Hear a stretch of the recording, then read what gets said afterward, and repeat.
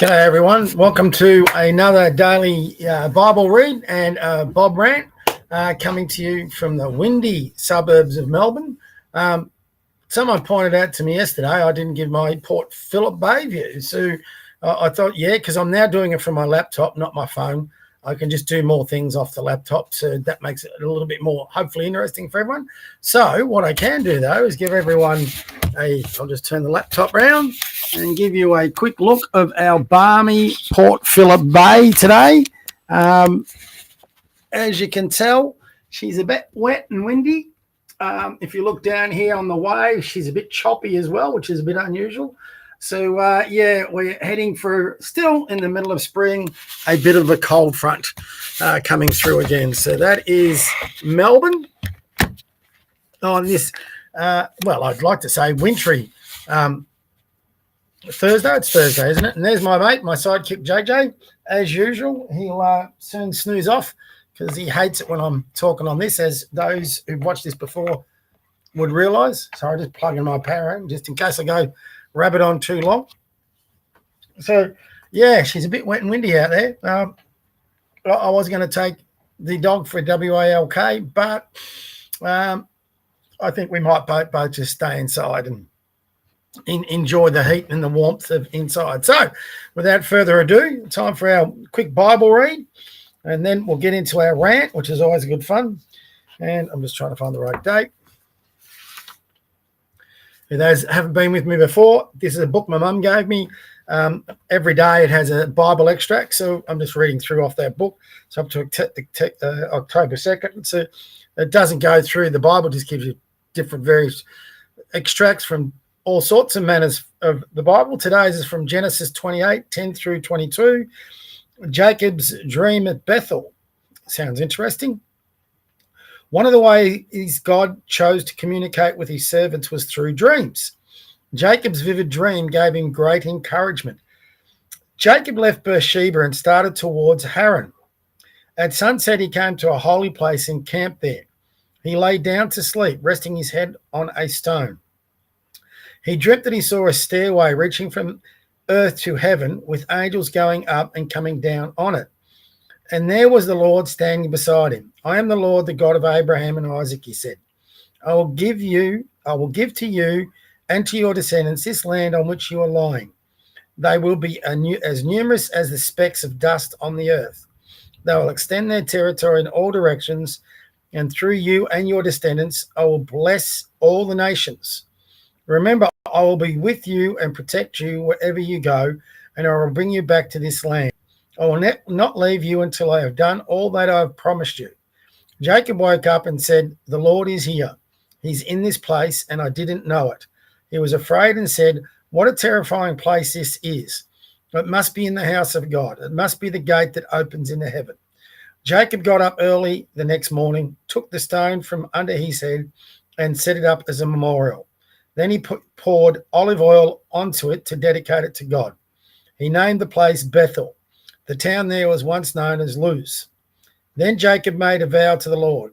If you will be with me and protect me on the journey I am making and give me food and clothing, and if I return safely to my father's home, then you will be my God. This memorial stone which I have set up will be the place where you are worshipped, and I will give you a tenth of everything you give me.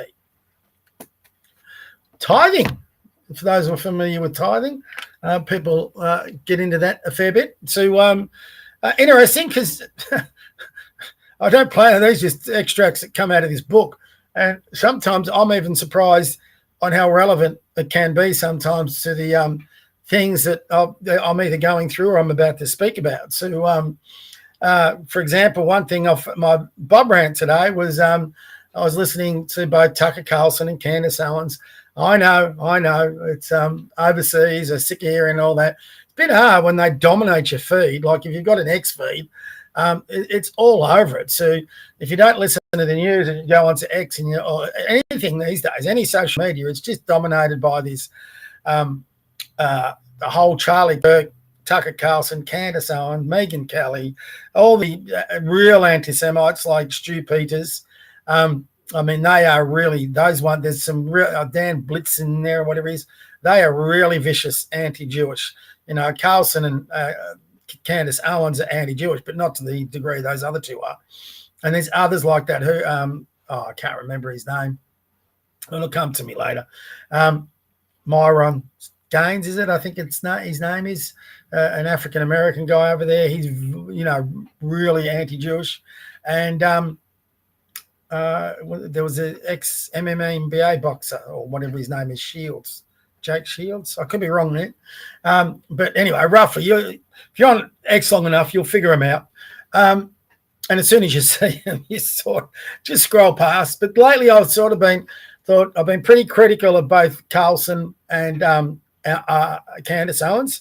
So I thought, well, I've got to be fair. If I'm going to be critical, I should listen to what they've got to say, which I'm now regretting a little bit. But it's just the two of them have such a big following, and they've obviously got their groupies, or whatever you call them these days, that will they could spew out anything you like, and their groupies would just follow them down that rabbit hole and take it as being gospel truth, when really they're just self-promoters. I mean, Tucker Carlson, yeah, okay, big deal. He was a journalist at one stage. A lot of the people within the journalistic profession question that anyway. He comes from a privileged background, and he talks like he's lived through what many of us have lived through, who haven't been as privileged. And Candace Owens is a bit the same. She's had a pretty good run of it, but she spends all the time, as does Tucker, bagging on mostly Israel. But when they finish with Israel, they'll find something else to bag on. And the funny thing is, like, Tucker got proved wrong on Iran. He was preaching that we're on World War III. If you remember, I don't know if you, for those who follow him, you would have remembered when America struck the nuclear sites with their B-52s, I'll take that back. It's when the missiles from Iran were launched at that American base in Qatar, in which they all ended up shooting down every single missile. Barely, it was nothing really. But when that got announced, Tucker put his hand on his heart and said, "Oh, we're entering World War III," and just terrible, over-the-top fear-mongering. And as it turns out, Trump goes and bombs their nuclear sites, and it's all over in a couple of days. It was total alarmism. And instead of swallowing a bit of pride and saying I was wrong, he just continues to double down. No matter. Candace Owens did the same thing this week. She challenged Bibi Netanyahu to produce the letter that he got from Charlie Kirk. So he produces the letter, and now she's bagging the crap out of that. So, and the letter proved everything that Bibi Netanyahu said it said. So, but no, Candace Owens can't now accept that. She's got to go one step further. And so they're both. There is those two. There's another guy I'll show you in a minute, and there's a whole bunch of them now on what I find it funny. All right, and look, I'm not a Bibi Netanyahu supporter. It may come across that way. I'm more against idiots like Carlson and Candace Owens and the fear mongering they provide. So it would come across I'm a very much pro-Israel, pro-Jewish. I'm certainly more pro-Israel and pro-Jewish than I am pro-Muslim. I'll give you that. And I shed no tears for Hamas or the Palestinians at all. It wasn't just on October 7th. Those pricks have been murdering innocent people for decades now. They have no humanity amongst them. They have no respect for other people's liberties or rights, or right to life, or right to faith, or right to speech. If you don't toe the line they want, they'll kill you. It's as simple as that. And all these idiots that are marching in our street, they went over to Gaza like Greta Thunberg did. We'll go over that in a minute too. They'd be dead within 5 minutes. They just wouldn't tolerate them. I mean, I just don't, you only have got to have eyes and ears to figure that out. So anyway, and Carlson, this was a classic by Bibi. You don't have to love him, or you can love him or hate him. All right. But he came out a couple of days ago with some social media influencers that were sympathetic towards Israel. Fair enough. You've got social media influencers that are sympathetic towards Australia. You've got social media influencers that are sympathetic towards Hamas or radical Islam. You've got social media influencers that are sympathetic towards Marxism. or capitalism. I mean, social media is a big worldwide network. That's the internet. That's social media. It's global. So you're going to get a whole bunch of influencers pushing all sorts of different agendas if you look hard enough. Carlson and Cat Owens, they sort of belled the cat today. They feel that the social media and all this influencer thing is just privately all theirs, right?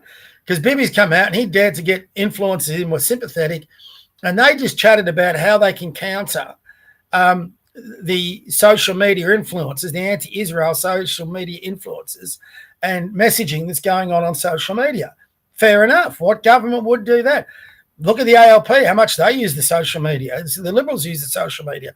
Politicians all over the globe use social media to get their message out. So what if you're in Israel, if you're pro-Israel, why wouldn't you do exactly that? And he was talking about there, and he coined the phrase, it was like Trump winding up Chuck Schumer and, oh God, I can't remember his name, the minority leader in the Congress, Hakeem Jeffries.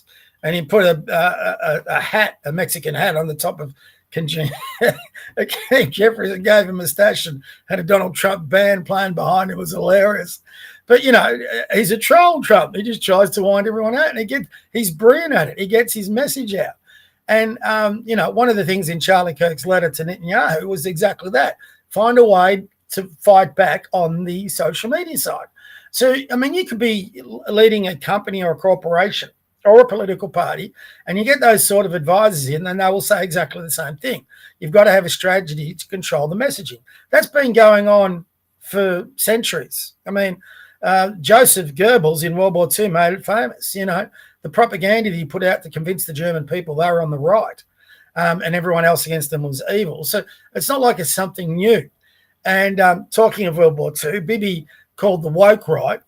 Tucker tried to say it was every American who's trying to shut up. No, Tucker, he's targeting you, Candace, and all those other ones, the woke right, that are peddling the hate of Israel. And why wouldn't he? He's the prime minister of Israel. Of course he's going to stand up for his country and people. So anyway, he's pushing back on that. And it's obviously got under their skin. The worst thing you can do for any troll, and if Bibi's smart, he'd do a Trump here. He'd just troll the absolute crap out of them all the time. I don't think Bibi is quite that internet savvy, so I don't think he will do it. But he should. He should troll the absolute crap out of them like Trump just did with the Democrats, because he's obviously got under their skin by calling him the woke Reich. Not the woke Reich, the woke Reich. For those who don't know, if I've got younger followers, the Third Reich was Nazi Germany. So he's making a play on words. And he's basically doing back to them what they've been doing to him, and Israel. They've been accusing Netanyahu of being Hitler and committing genocides and ethnic cleansing, which is obviously what the Nazis did. And that's probably one of the most, the darkest insults you could throw at a Jewish person. So anyway, Bibi's thrown it right back at him by calling him the Third Reich. Now, they've been banging on about Bibi in Israel now for probably close to 2 years. All these people on the woke right, or woke Reich, as he likes to call it. And the moment they get it thrown back at them in a little bit, they've all cracked it. They've all cracked it today. They're on the social media. Candace is on there. She's taking offense. Tucker's on there taking offense. There's another guy that is so far up Candace's ass, it's a joke. And they're all putting this clip of Bibi on there. And he never said he's denying Americans their right to free speech. He's saying, how do we push back? How do we fight back against, come here, mate. Sorry, my dog's on me. Against the communications going on social media. Well, of course you're going to do that. If that was Australia and everyone was piling in on Australia, I would hope our Prime Minister and leadership would do that and stand up for Australia. So that's your job as leader of a nation. So the only thing Bibi did that was wrong, he was too transparent about it. He actually got the cameras in there, allowed the influencers to get their cameras in there, and he spoke openly, and that meeting was broadcast everywhere. He wasn't hiding anything. And God knows we need a bit more out of that of our political leaders. He was totally transparent. And it was actually smart to be transparent because he's obviously got under their skins. Don't believe me? Go watch the things today. They've all gone gangbusters on Israel again, and how dare Bibi call everyone who questions Israel as a Nazi? No, he didn't say that at all. He said the woke right. Now, the woke right is people like Tucker Carlson, Candace Owens, Alex Jones, even Marjorie Taylor Greene, Matt Gaetz, all those ones. There's probably a dozen of them. They're easily identifiable. And so they're not trying to shut down Americans. They're just trying to put the information out there to put the other side of the story there. And that is healthy. That is a good thing, by putting out some others. So I just found it really amusing that they're very good. What the old saying, if you're going to give it, you got to be prepared to take it back, to get it back. And obviously Tucker Carlson and Candace Owens and Stu Peters and all these other woke right influencers, they can't handle it when it comes back their way, because that's all they were talking about today. Oh, they're taking away American. And it's interesting.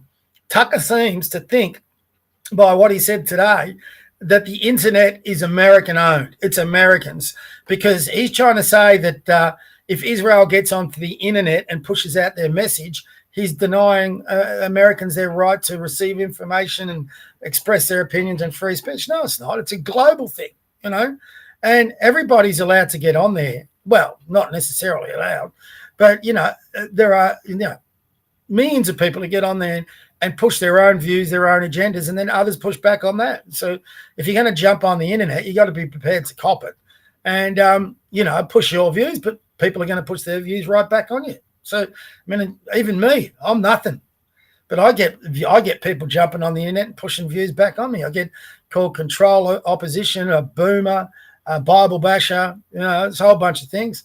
Unlike Tucker Carlson and Candace Owens, I say, I love it. Bring it on. Good fun.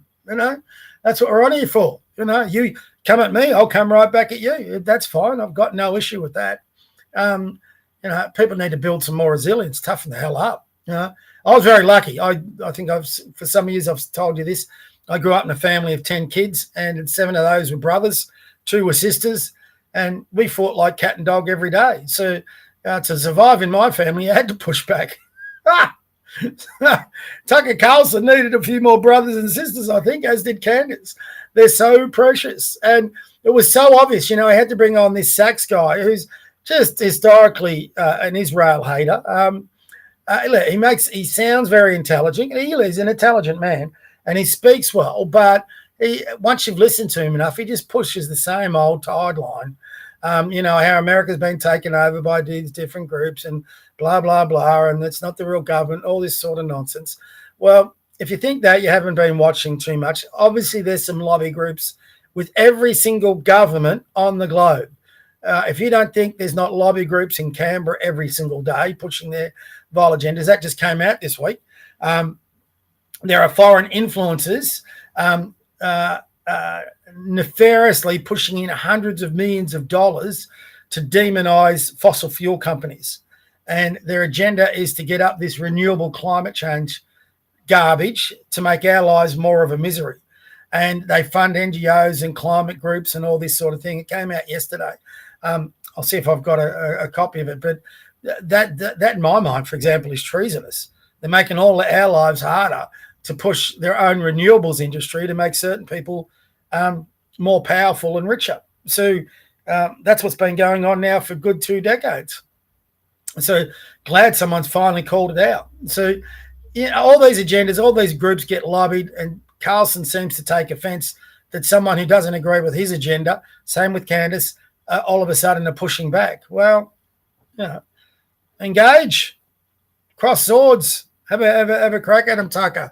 I'm getting a point, and I'm sorry, and I should never have given him a crack. The last couple months, like I said to some of you, I used to be a massive Tucker Carlson fan. I also used to be a massive Candace Owens fan. But the last 12 months, 2 years, they've just gone, they've left the asylum. Or they've entered it, one of the two, but they've just lost the plot. So you now just scroll right past them usually all the time. But with all this other stuff coming out with the Charlie Kirk stuff, I've just been curious to listen to what they've got to say. And there is the narcissistic side of me that likes to listen and push back a bit. not narcissistic, whatever the word is. Narcissistic's not right. That means I'm all up myself, which I can guarantee you I'm not. But the side where you just like getting into that debate and fight and all that. So I thought of the wrong word. If someone wants to educate me on the word, feel free on sending through a message. Talking of which, I should. No. So just double checking my messages on there, everyone. So anyway, the beauty of why I am getting on through the podcast software, streaming software that I get online, that I do my main podcast, is because I can share my Twitter feed on this, where I can't really do that, or I don't know how to do that. Young ones probably can teach me more to do that off my phone. I find the daily ones easier with my phone, but laptop's not too much harder. I just bring it upstairs and away we go. So I'm just going to, haven't looked much at my Twitter feed, a bit this morning, not so much for the rest of the day. So I'm just going to get that up and share my Twitter feed, and we'll see what's news. So a group of fish is a school. Wild dogs are known as a pack. So what do you call a gathering of Labor MPs at members? Oh, that's easy. Bunch of dickheads. This is obviously, look at that's the English Labor Party. Are they in so much trouble? I can only wait for Elbow and his ALP lot here to get in that much trouble. I give Elbow some credit here, which is highly unusual of me.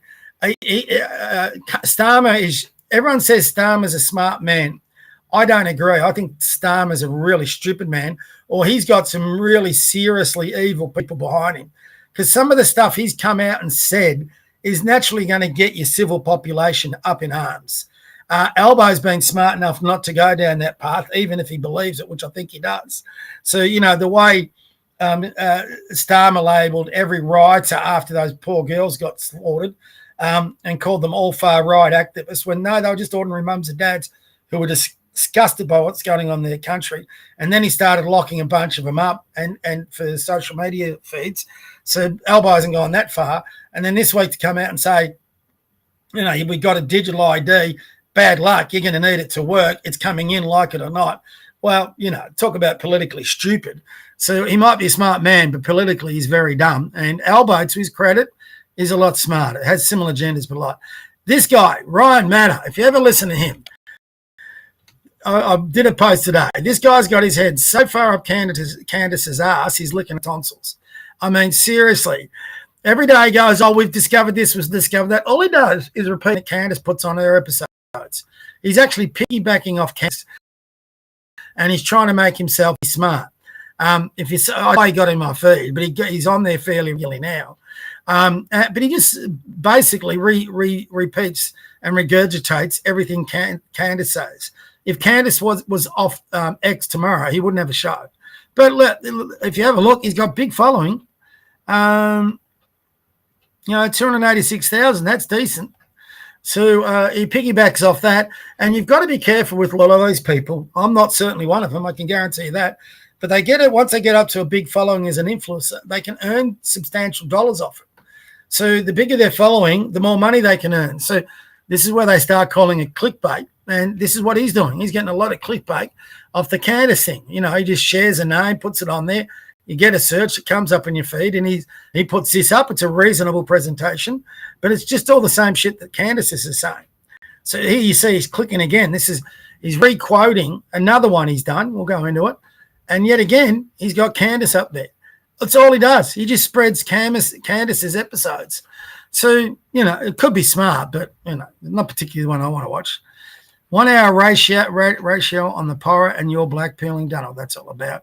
These are two university guys that are what they claim are the far right because they're anti-immigration. Not too sure on that. This guy, I can't pronounce his name, Steve Chavera, I think it is. He's on Sky News. I've followed a lot of his stuff and he's very careful and very smart in what he says. I do think he sympathises with the NSN a bit. I'm not too sure he's gone down that path, but he's certainly not what I would call the sensible right. He's a bit further right than that. I don't know this guy at all. Whether they're far right, it's a bit of a reach. So anyway, something has gone terribly wrong when Australian universities are allowed to become so heavily reliant on overseas students. Let's have a look at that. Can I open it up into... I'm going to have to share that image. I'm just going to try and see if I can Replace share imaging. There we go. Here we go. That's better. So this is the amount of students. Let's have a look where Australia's at. University students. We'll see what that whole percentage of university students living in Australia from overseas. University of Sydney, 51%. University of New South Wales, 46%. Murdoch University, 45%. University of Melbourne, I used to work there, it's a 43%. Not surprising. Australian National University, 40%. That's crazy. To have your universities anything over 25%, I think is crazy. And look at this, a major university, where's Monash? So a lot of our Melbourne universities have got no doubt I'll be there. 37%, getting close. See, 33%. So that's a bit better. You know, it's got to be down here, these numbers. We should be 70 to 80% full of Australian kids, not those. So I made a comment on that a while ago. Our education system is just ridiculous how many overseas students we're accommodating. That is not building us as a nation at all.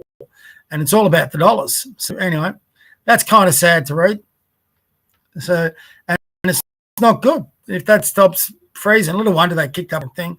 Here we go. Federal voting intentions, 18 to 34. I'm not too sure, 18 to 34. I'm pretty sure that's Gen Z. So ALP 36, Greens 25. So that means 61% of Gen Z backs the Marxist in our country.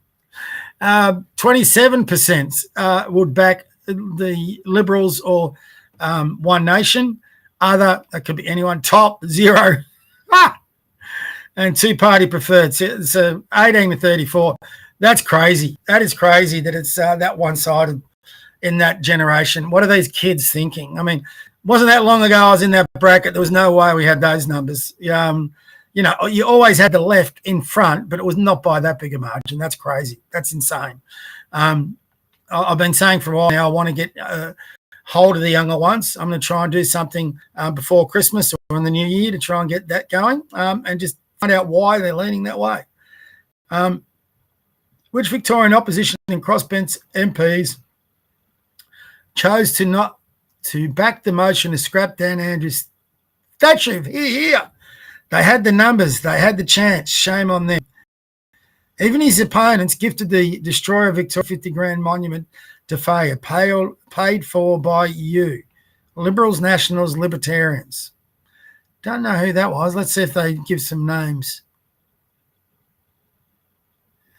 I want to add that I'm grateful to Liberals Maura Deemin, Amarine Hermans and David Davis for debating the motion to cancel the Dan Andrews statue.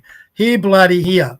Had I known more, I would have personally contacted all state MPs and opposition leader Brad Batten to ask for their support.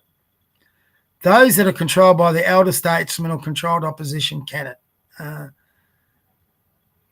Tina, David Davis, Maura Deeming, Renee Health, Anne Maria Hermans, Joe McCracken, Nick McGowan, Liberals, Ricky Lee, Tyrrell, One Nation, and Gailey Broad Nationals voted to cancel the statue. Liberals Bev MacArthur, Richard Welsh and Trung Lee were absent but paired. Did not vote to oppose statues. Labor Greens legalised cannabis. Georgie Purcell, AJP, which was that? Oh, David Limbrick, that's surprising. Shooters and Fishers, Georgie Crozier, that's not surprising. Wendell Lovell, Evan Mollahan, not surprising. Linda Bath, Adams. Well, that's interesting. I've heard anybody who should have opposed it would have been Adam Sumurek. He's had his issues, but that statue, if it goes up, I hope the pigeons shit all over it. What do we got? Kamala Harris is heading down under. Oh, my God. Aussie women don't deserve this here. Here's a bit more on these two. The Sydney Morning Head piece last night attempt to have Dr. McInerney and Dr. Stephen Chavera, sacked for their views on towards I think it's supposed to be sacked for their views on towards want Australia to remain a supermajority European nation, what it should be. We need your help. Please email, blah, blah, blah.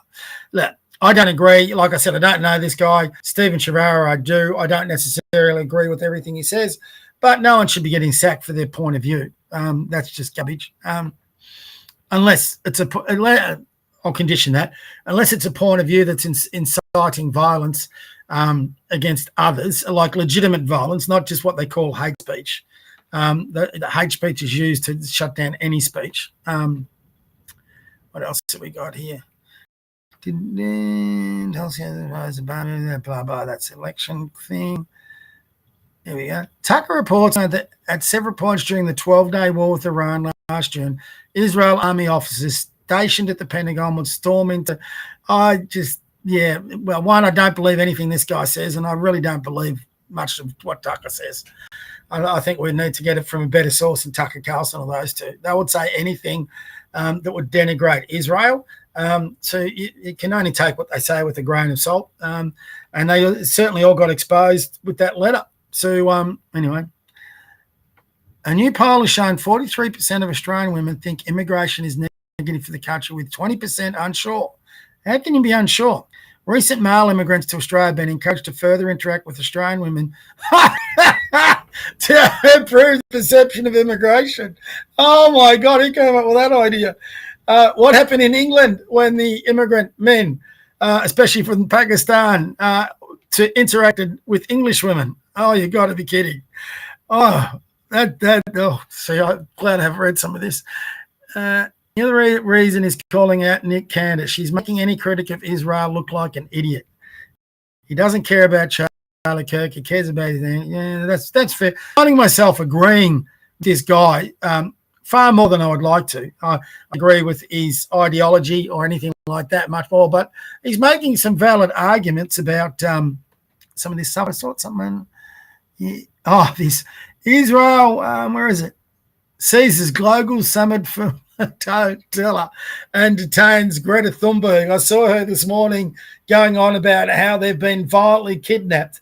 There was a very good picture of one person showing one of the women on the back of a motorcycle, a dead Israeli woman, sadly, who had been violently kidnapped from her family into Gaza. And they said, this is a violent kidnapping. I mean, Greta was just deported. You know, she's perfectly healthy. There's no marks or anything like that. She's landed back and she's making herself out to be the victim. Interesting for the AFL fans, Melbourne Demons instruct Clayton Oliver to explore trade options in a rebuild. They're going through a rebuild. Not too sure Clayton Oliver will get much interest, but anyway, see what they say. Back down here. Sorry, that just caught my eye as I was coming through.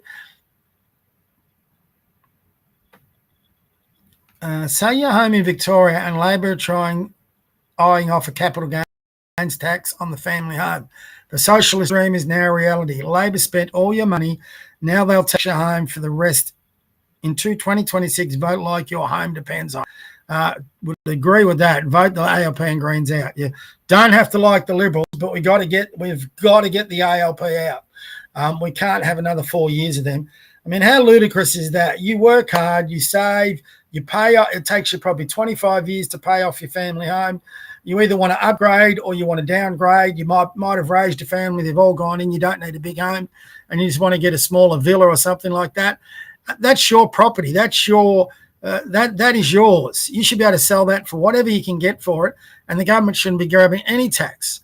You know, if I buy a TV and then 2 years later I want to upgrade to a new TV, that's my TV. I can sell it, and the government should have nothing to do with that sale. You know, I mean, even on that, you know, they tend to try and get taxes wherever they can. So they need to get their grubby hands off what is our property and just bugger off out of our lives.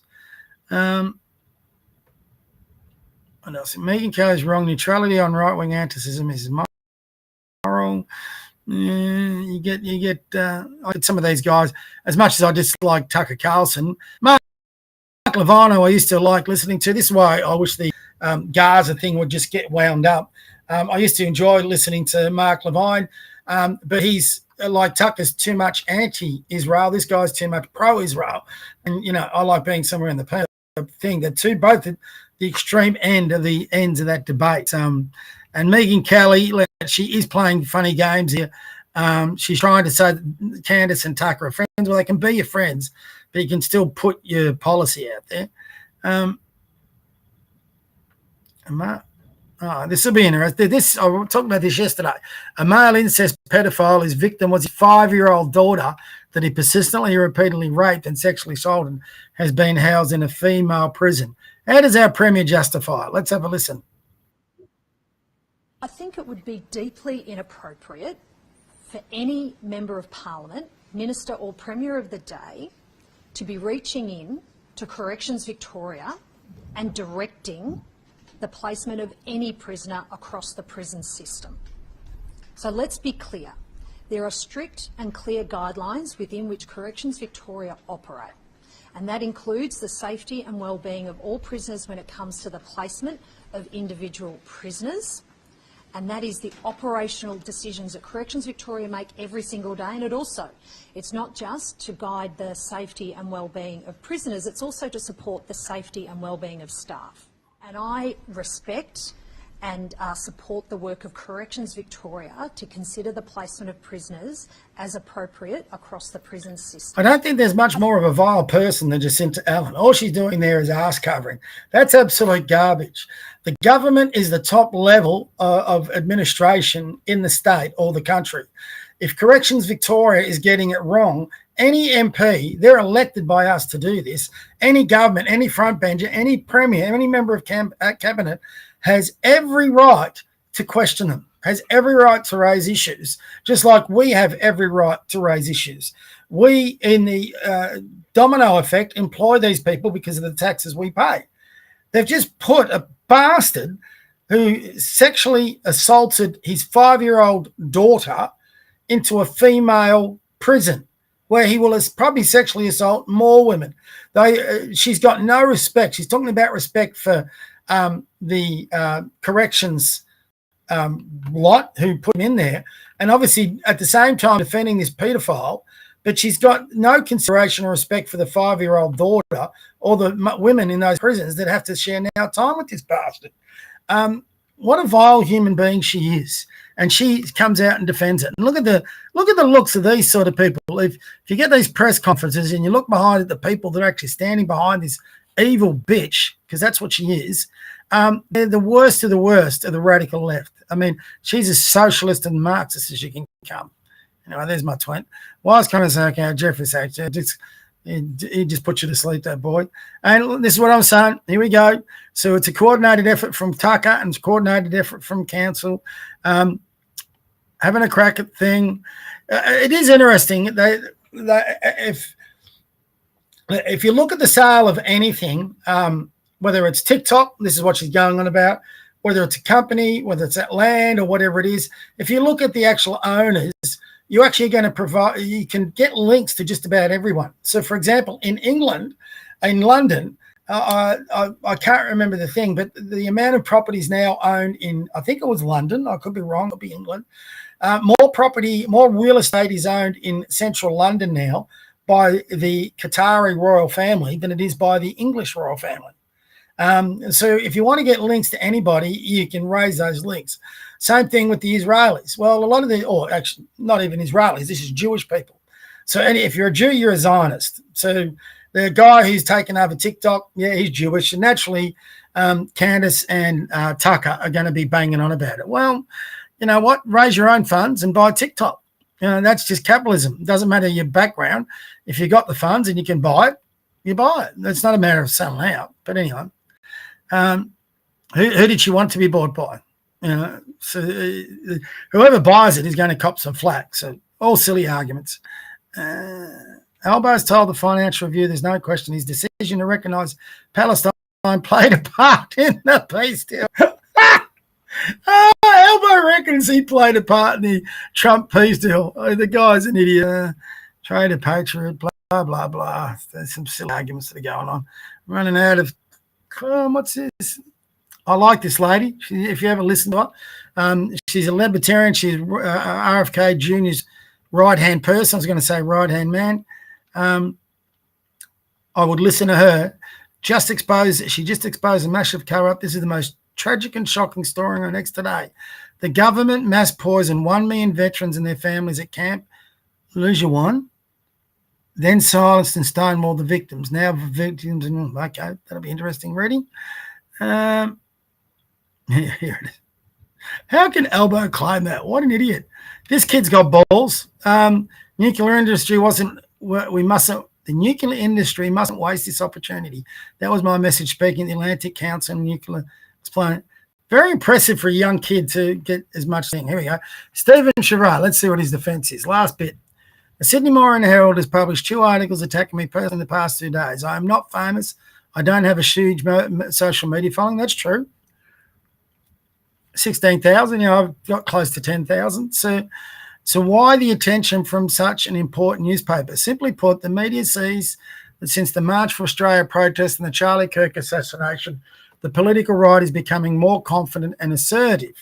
They are trying to put the revolt down, probably shouldn't use the word revolt, by making an example of 2 seemingly easy targets, me and my colleague, Dr. Stephen McInerney. This is nothing new in the leftist playbook. The question is always whether conservatives can count on their fellow conservatives to have their backs. What are my sins? Simply being vocally opposed to the ideology of multiculturalism, being opposed to the Anglo-Celtic European Australia falling into a minority, and openly advocating an immigration policy that focus overwhelmingly on Europe. For the left, simply to not want Anglo-Europeans to fall into a racial minority in Australia or elsewhere is now considered a form of white nationalism or white supremacy.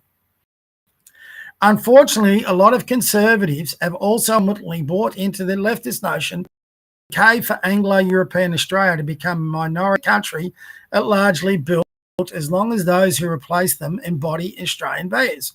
Well, I make that argument a bit.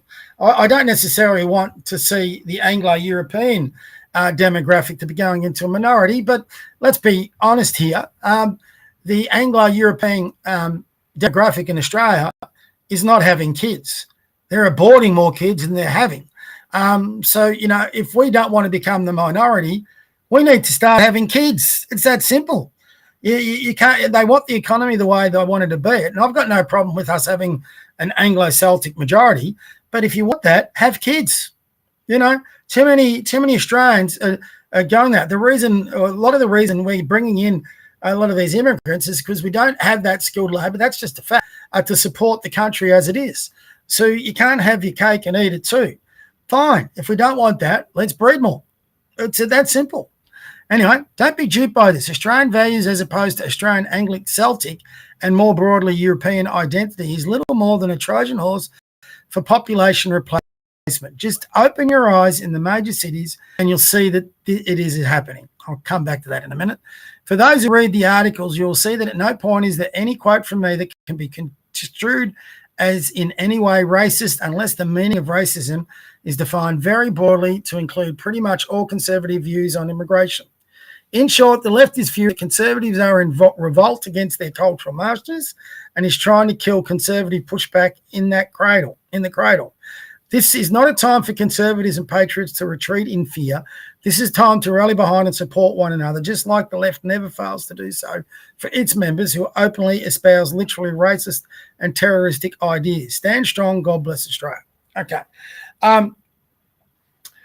I think he's having his cake and eating it too. I don't disagree with a lot of what he said there. I've got no problems with having a majority European intake on the immigration. I think a lot of it still is. I've got no doubt you can dog whistle, and I get concerned by it. Everywhere I go, I'll get out of this, by the way. Everywhere I go in Melbourne and in certain parts of it, I'll say it does look, this is what Andrew Hastie says, it does look like we're strangers again in our own country. But, I'm also a Christian. So I don't necessarily look at an Asian and think, that's a negative thing. In fact, in my work, I work with a lot of Asian parents, Indian parents, Indonesian parents who've settled here and made a life for their families. I've gotten really to know them really well. This is not just a normal thing. And they do share Australian values. I mean, I don't care. There's a lot of Europeans with there's a lot of Australians with Anglo-Celtic European heritage that he's talking about. That aren't as patriotic. I mean, look at Tony Burke. You can't get a much more Anglo-Celtic European heritage name than Tony Burke. And yet he's bringing in millions. He's helping to bring in millions of immigrants from these other third world countries every single year. I mean, how many people in the Labor Party? Have a look at the Labor Party and their front and back bench. There's a lot of white faces there. How many of them are helping with this immigration intake? The Liberals were no better when they were in government. They allowed a lot of immigrants come in. How many white Australians with Anglo-Celtic European heritage have sat on their benches over the years?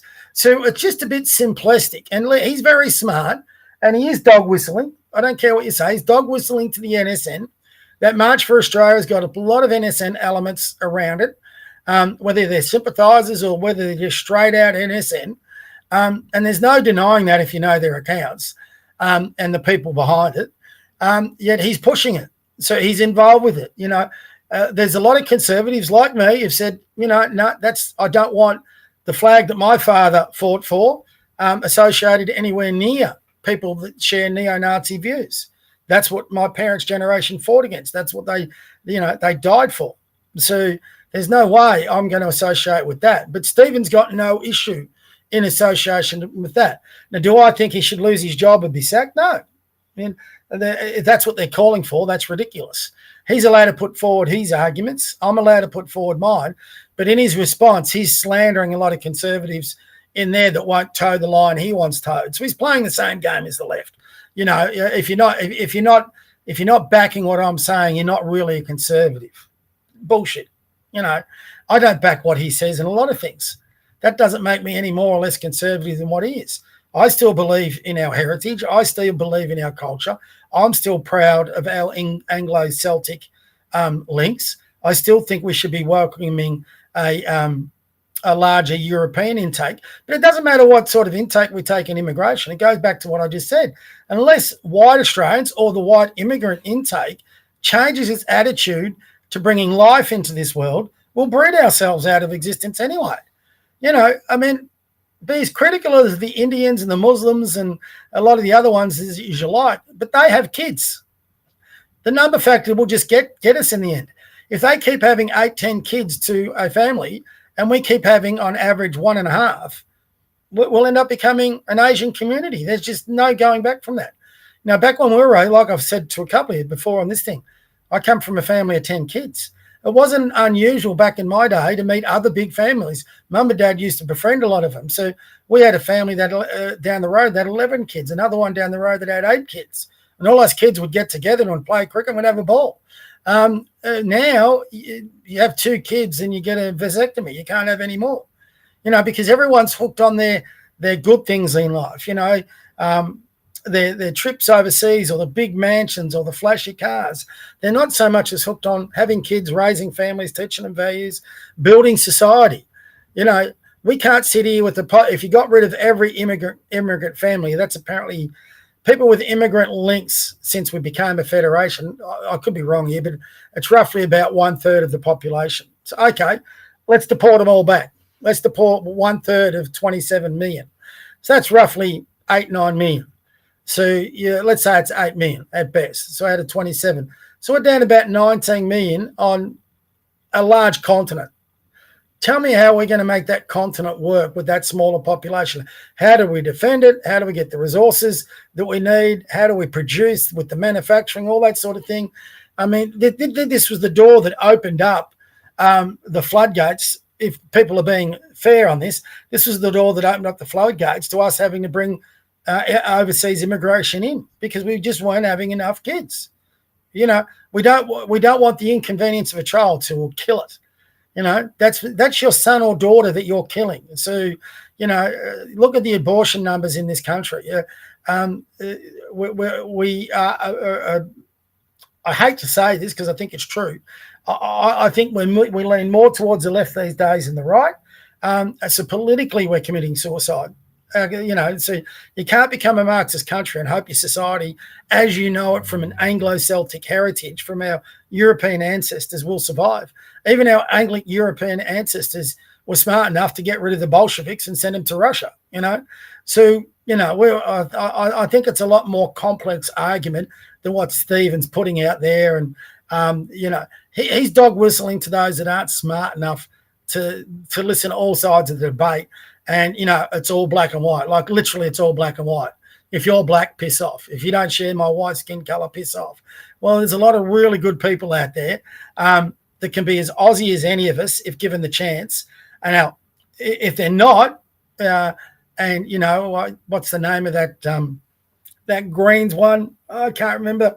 I think she's the deputy leader now of the Greens, Maureen Farquhar, is that it? From Pakistan. She obviously hates Australia. She obviously hates our way of life. She'll never buy into it. She won't stand in front of our flag. Well, like Pauline Hanson said, she can piss off back to Pakistan.